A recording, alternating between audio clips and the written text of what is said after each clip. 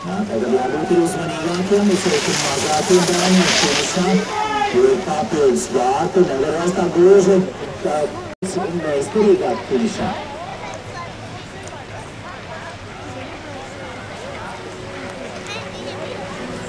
Tas iebraucēja Līcīte ar Ehrenpreisu un Kāņģēns pirmā braucienā un droši vien, ka arī izpīs ar otrā braucienā. Līcītei ar Ehrenpreisu bija 25. Tā tad ir Paula Putniņa vienīgā nobrauc ātrāk no visiem. Ātrāk arī par tas iebraucējiem.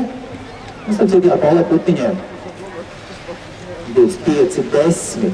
Ātrākais laiks no visām grupām. Otrs ātrākais laiks pieder Bruno Germanim, 25:85.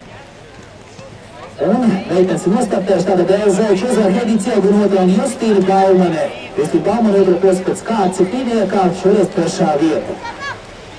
Tagad puiši jaunākajā B4 grupā Oskars Ermansons, kurš pēc pirmā brauciena vice līderu godā 1, viņai 34:61. Un Patriks Cielgums, jaunākais dalībnieks puišiem, gan pagājušā posmā, gan šajā posmā.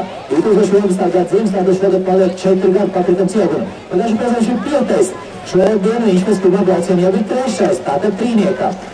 Skatoties rezultātu 55 sekundes, un pirmā brauciena 16 sekundes aiz līdera un aiz otrās vietas 9 sekundes. Savukārt, 4. vietai priekšā viņš bija 41 sekundi, tā kā jānobrauc uz beigām un būs godaugot vietu Patrikam Cielgunam. Vairāk olimpisko spēju dalībnieki ir ar Cielgunu dēlā.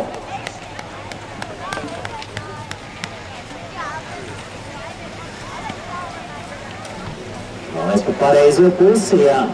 Un viņš ir finišā, Patriks Cielguns ar minūti 48:69. Tagad Justīna Grunte.